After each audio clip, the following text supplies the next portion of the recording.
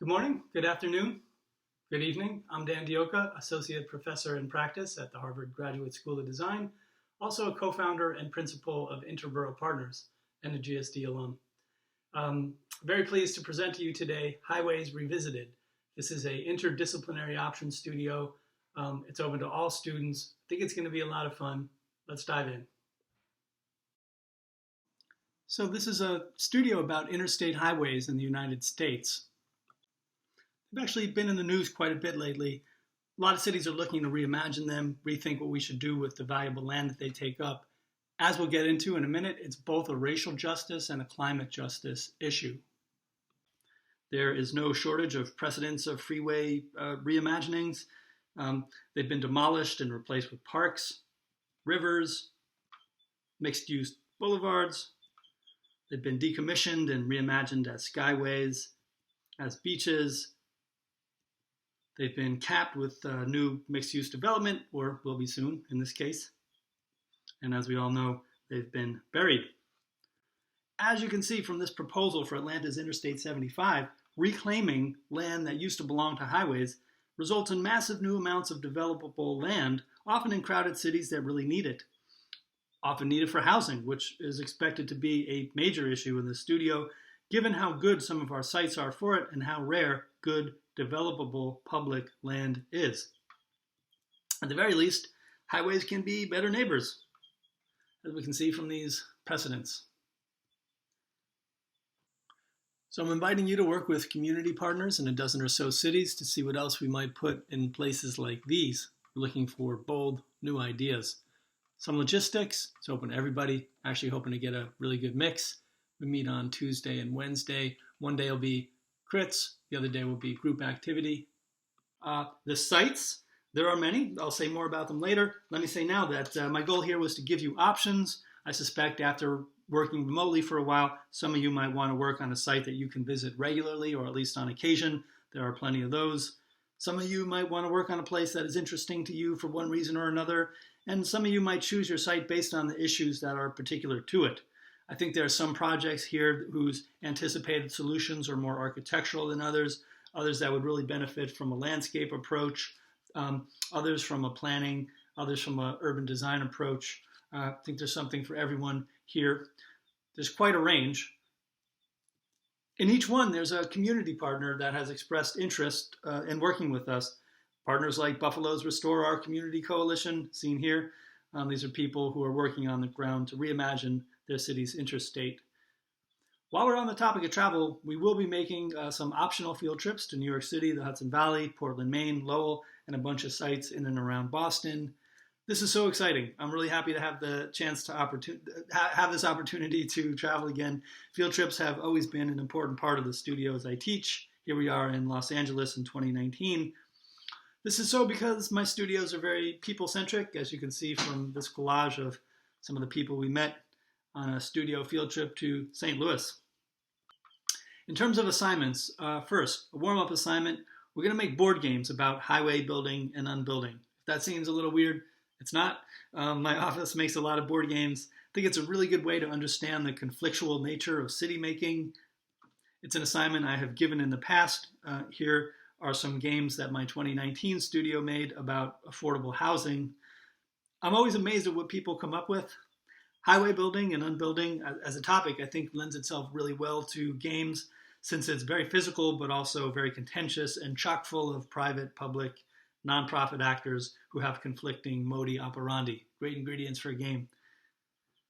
Second, we're going to make an atlas of the interstate system. We're going to actually work on this throughout the semester.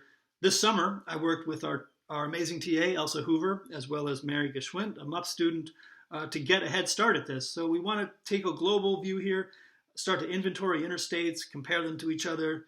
We'll want to look at typological issues. We want to think about physically, what are they? Look at them morphologically. Want to look at demographics and so on. Your main project, in which for this project, you'll reimagine what to do with a freeway or without a freeway. Basically, each student is going to pick one. You can work alone or in a small team. You'll have your kickoff meeting with your community partner. You'll take a trip if it's a place you can get to and from in a day. We do have a budget for that. You'll get to work. What will we produce? Well, back in the 1950s, when planners were making a case for freeways and urban renewal projects, they had to make these pitch books. They had to kind of demonstrate to the federal government, who was floating 90% of the bill, that the neighborhood that they were putting the freeway through was somehow blighted, that it was the best route. And of course, they had to put forth a compelling vision for what they were going to do. So you see that happening in this brochure from Baltimore. So we're going to riff on these and make new pitch books that argue why we should remove or reimagine these highways. A little bit of context, as I've said, focuses on the U.S. interstate highway system, one of the greatest public works projects in human history. You'll no doubt recognize these signs, which are ubiquitous. There are 70 such highways. It began in 1956 when Eisenhower signed the Federal Aid Highway Act. Of course, there were highways before 1956, but this was the first national system with unified standards. Exhibitions were created to drum up support both by the Eisenhower administration and by interest groups. You've no doubt seen the Futurama exhibition at the 1939 World's Fair. This was designed by Norman Bel Geddes, one of many designers who offered early visions of limited access highways. A surprising number of films were made, all of them extremely corny. In them, highways were kind of portrayed as the American way. They all talk about highways as the result of scientific detachment. Just about every scene of this one particular movie depicts white men in suits in these kind of lab-like environments pointing at things. Here's where it all began, in Missouri. And, close to 50,000 miles were built. The system radically remade the built environment in the U.S., connecting cities, but also making possible the massive suburbanization of the metropolitan landscape. These modern forms were celebrated in advertisements, these from an asphalt company, in postcards, in art, in even more propaganda films, fetishizing, in this case, the clean forms of the freeways.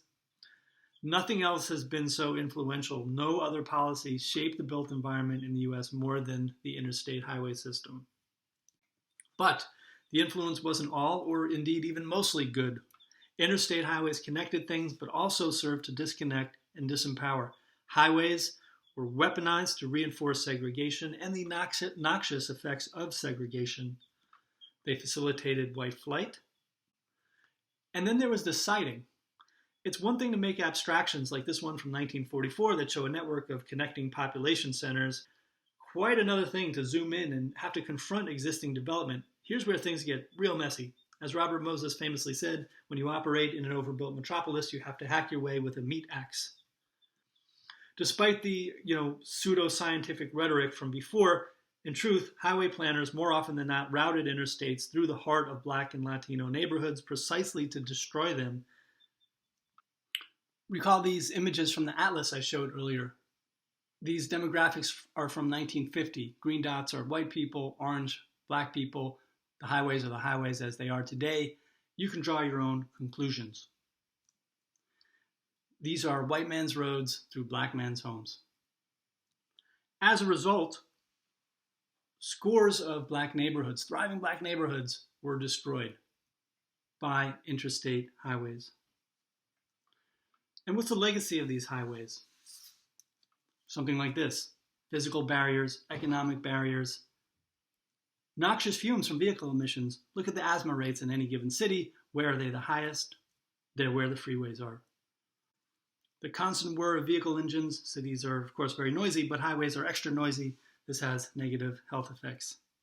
So while we're tearing down racist monuments, why not tear down the most racist monuments? These highways that divided and disempowered Black and brown communities and basically poisoned them. This is a conversation that's been going on for a while. Not long after the Highway Act was passed in 1956, the so-called Freeway Revolt was launched. Following the publication of Lewis Mumford's A Highway in the City, a cottage industry was born of freeway bashing. In recent years, the conversation has shifted from stopping more of them from being built to tearing down ones that are there. Seeing a lot of grassroots initiatives emerging, as represented by these handsome websites from Duluth and Tampa. But the conversation really picked up steam in the spring when the Biden administration committed $20 billion for reconnecting neighborhoods that were cut off, bulldozed, and blighted by urban renewal era highways. So many of the communities we're working with are ones that are trying to line up for this funding. It won't be $20 billion. We'll see what actually gets passed. But let's look at a couple of the sites. Let's start with Tulsa. Interstate 244 runs directly through Tulsa's Greenwood district. This is the historic center of the city's African community, once known famously as Black Wall Street. You may have heard of this unspeakable tragedy. In 1921, a mob of white Tulsans basically stormed this neighborhood, killed 100 people, at least 100 people, basically torched it. In subsequent years, it actually reestablished itself, only to be razed again by I-244. Now there's a coalition of people in the community who want to remove it in the hopes of revitalizing Greenwood. Not much visioning has been done here, so there's a real opportunity, I think, to generate some big ideas. All right, let's look at the BQE in Brooklyn. Here it is. Here we meet Robert Moses. This is a major Moses project and one that displaced thousands of families. Not my father. Here he is during the construction. His building was just far enough from the right-of-way to be spared, but his neighborhood was destroyed nonetheless. Slightly to the south, this highway does some acrobatics. Activists in Tony Brooklyn Heights basically convinced Moses to put it underneath their neighborhood, under this promenade. But this is rapidly deteriorating, and for that reason, most of the attention around rethinking the BQE has been around this section. But there are 10 more miles of highway that run through some of the densest neighborhoods in Brooklyn and Queens. Really good opportunity to rethink this. Let's talk about New Orleans and the I-10. Another instance of an interstate destroying a black neighborhood, in this case the Treme neighborhood. Here you see the highway running through it. Claiborne Avenue was the spine of the neighborhood. It was a boulevard with a beloved planted median. This plan kind of says it in a nutshell. And here is a before and after. So here's an opportunity to work with the Claiborne Avenue Alliance, who is very much looking forward to meeting you, to reclaim this place for residents. This is their website, which is great and which includes some of their ideas for what to do here. Reclaiming that median, revitalized business quarter, affordable housing. They also want to do a community land trust here. It's an important reminder that this land is publicly owned and it should stay in the public interest. This has gotten a ton of attention, this project, but there's a lot of work to do for sure. Buffalo. Here's the Kensington Expressway. It runs right through an Olmsted design park.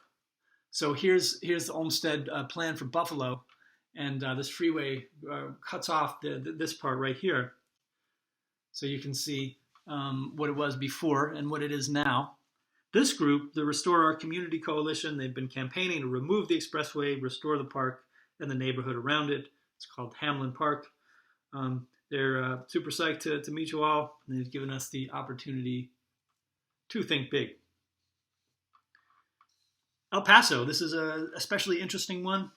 The I-10 was built over the Rio Grande, which actually separates the U.S. and Mexico, and which was channelized as part of the highway construction. So our partners there think that there's an opportunity to remove the highway and restore and reimagine the Rio Grande River and Valley. Interestingly, doing so would bring up a whole host of issues.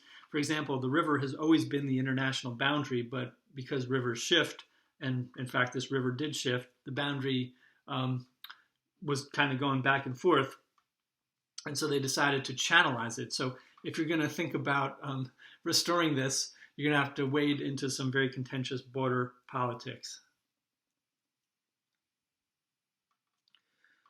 A lot of sites I didn't get to really talk about. If you're curious about the other sites, feel free to email me. Happy to tell you more about them. Didn't talk about the local sites. Great opportunities in Portland, in Boston on the I-90, up in Lowell on the 495. Great opportunities on the West Coast. I do want to say that some of you might have freeways that you live near or feel passionate about and you want to work on in this class, I'm all ears. Bring those ideas to me. We'll discuss it, and in all likelihood, you'll be able to work on a site of your choosing. So there you have it, Highways Revisited.